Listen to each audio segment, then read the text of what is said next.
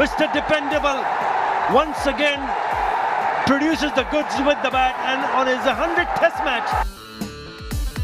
মুশফিকের কীর্তিতে Bhaswar Mirpur test, শততম match খেলার স্বপ্ন দেখেননি নিজেও। আমি নিজেও আসলে বিলিভ করতে পারি না যে being a specially player from Bangladesh will play 100 test, so it's really a huge achievement. অ্যাশেজের আগুন জ্বলবে কাল, 40 বছর পর অস্ট্রেলিয়া জয়ের আশা ইংল্যান্ডের, ইনজুরিতে বিপর্যস্ত অজিরা। সুখস্মৃতি নিয়ে বাংলাদেশ ছাড়লেন জায়ান আহমেদ, পেয়েছেন হামজার উপহার দেয়া বুট। আমি আশা করি নাই যে এত লাভ, এত সাপোর্ট পাবো, so I am just very happy. Dhaka টেস্টে দাপুটে পারফরমেন্স বাংলাদেশের, দ্বিতীয় দিন শেষে 378 রানে পিছিয়ে আয়ারল্যান্ড। শততম টেস্টে সেঞ্চুরি পূর্ণ করেছেন মুশফিক। লিটন দাসও পেয়েছেন ম্যাজিক ফিগারের দেখা, দু দলের স্পিনাররাই বল হাতে দেখাচ্ছেন। 476 রানে অল আউট হয়েছে বাংলাদেশ। আইরিশরা দিন শেষ করেছে 5 উইকেটে 98 রান নিয়ে। ঢাকা টেস্টের যেটুকু আকর্ষণ তার পুরোটাই মুশফিকুর রহিম। দ্বিতীয় দিন সকালেই যা শেষ, নবম বলে সেঞ্চুরি পূরণ করে ইতিহাসের পাতায় বাংলাদেশ তারকা। আকাশের পানে দুহাত তুলে উদযাপনের শুরু। হেলমেট খুলে ব্যাট উঁচিয়ে ড্রেসিং রুমের দিকে ফিরে তাকালেন। মাটিতে সিজদা দিয়ে সৃষ্টিকর্তার কাছে কৃতজ্ঞতা জানাতেও ভোলেননি। শততম টেস্টে মাত্র 11 জন পেয়েছেন সেঞ্চুরির দেখা। প্রথম বাংলাদেশি হিসেবে মুশফিক তাদেরই একজন। মিয়াদাদ, ইনজামাম, পন্টিং, স্মিথ, আমলা, রুট, ওয়ার্নারদের পাশে মিস্টার ডিপেন্ডেবল। ত্রয়োদশ সেঞ্চুরিতে বাংলাদেশ সেরাও হয়ে গেলেন মুশফিক। সেঞ্চুরি সংখ্যায় ছুঁয়ে ফেললেন মুমিনুলকে। তামিম, নাজমুল শান্তরা অনেকটা পেছনে। পুরো ইনিংসে 3টি সেঞ্চুরি পার্টনারশিপ হলেও মুশফিক ছিলেন দুটোই সঙ্গী। প্রথম দিন মুমিনুল আর দ্বিতীয় দিন লিটন দাসকে নিয়ে। লিটনের সাথে সবচেয়ে বেশি সপ্তমবার 100 রানের জুটি মুশফিকের। 106 রান করে ড্রেসিং রুমে ফেরার পথে আইরিশ ক্রিকেটাররাও অভিবাদন জানাতে ভোলেননি। মুশফিক ফিরে গেলেও লিটন অব্যাহত রাখেন রানের ধারা, তুলে নেন 5ম সেঞ্চুরি। মুশফিকের মতো লিটনেরও শততম ম্যাচ, তবে সেটা প্রথম শ্রেণীর ক্রিকেটে। শেষ ভাগে বিপর্যয় না হলে 500 ছাড়াতো বাংলাদেশের ইনিংস। হতে না দেয়ার কারিগর Andy McBrine. 6 wicket Irish off স্পিনারের। ক্যারিয়ারের দ্বিতীয় ফাইফারের দুটি বাংলাদেশের বিপক্ষে এই মিরপুরে। 476 রানের বিশাল বোঝা মাথায় নিয়ে ব্যাট করতে নামা আয়ারল্যান্ড ব্যাটাররা সামাল দিতে পারেননি বাংলাদেশি স্পিনারদের। নিয়মিত হারিয়েছে উইকেট 5 শিকারের 4টি স্পিনারদের। তৃতীয় দিন আরো ভয়ঙ্কর হয়ে অপেক্ষায়, সঙ্গে টেস্টের গতিপথ নির্ধারণেরও। 100 টেস্ট খেলবেন, কখনো ভাবেননি মুশফিকুর রহিম। ঢাকা টেস্টে 99 রানের নট আউট থাকার অভিজ্ঞতা 2 দশকের ক্যারিয়ারে অনন্য। বিশেষ সম্মাননের জন্য ধন্যবাদ জানিয়েছেন ক্রিকেট বোর্ড, সতীর্থ এবং সমর্থকদের। অবাক হয়েছেন হামজা চৌধুরীর শুভকামনা দেখে। আমি নিজেও আসলে বিলিভ করতে পারি না যে being a specially player from Bangladesh will play 100 test. মানুষ তার স্বপ্নের চেয়েও বড়, তবে কখনো কখনো কেউ কেউ সে স্বপ্ন আর লক্ষ্যটাকেও ছাড়িয়ে যায় শৃঙ্খলা, নিবেদন, প্রচেষ্টায়। একজন মুশফিকুর রহিম যার প্রমাণ।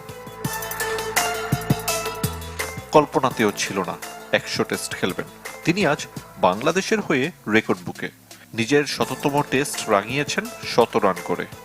Still I am trying to learn because last 20 years I haven't batted for a whole day and 99 I never not out, so that's one of my new experience, so which is I really enjoyed.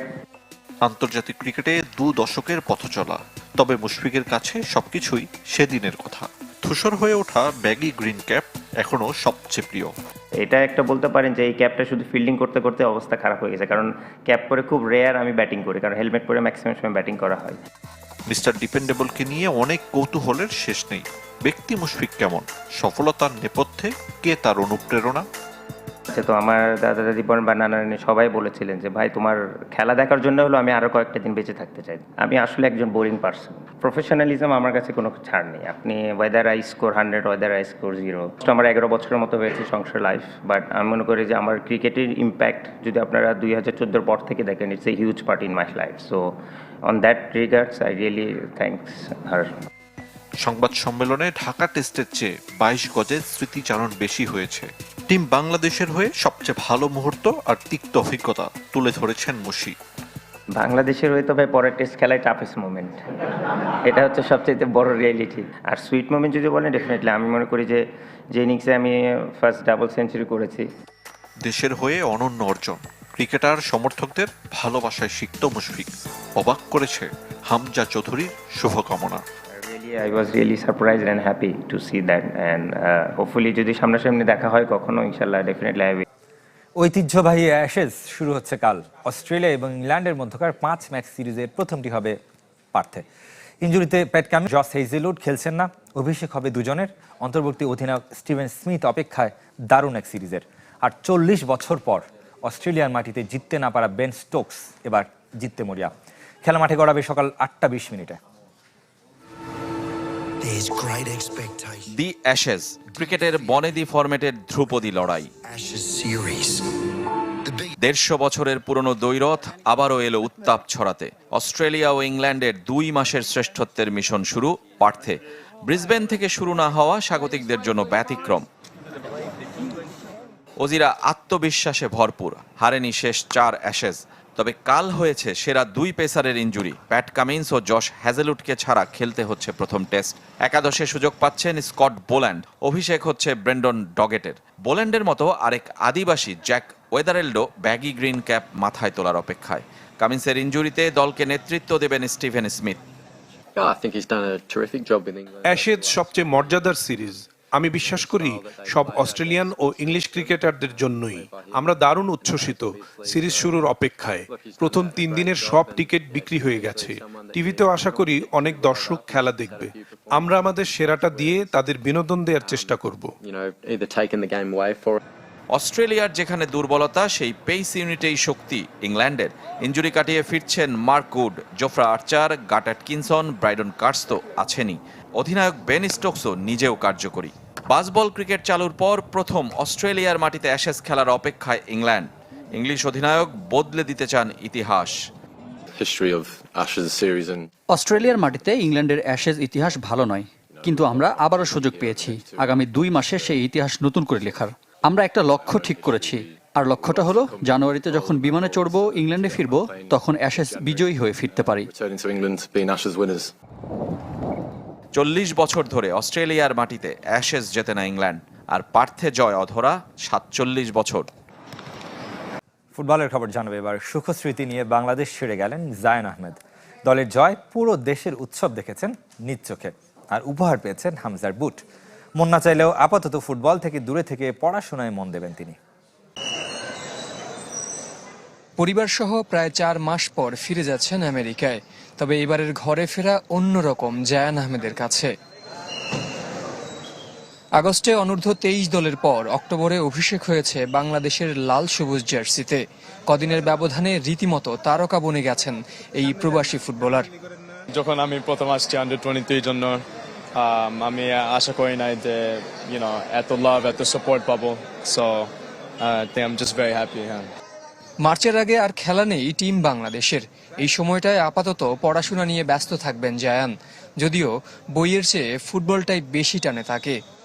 আমি football enjoy করি, so football তো আমি just like enjoy করি, like পড়ালেখা তো enjoy করি না, এর জন্য আরো কষ্ট পড়ালেখা।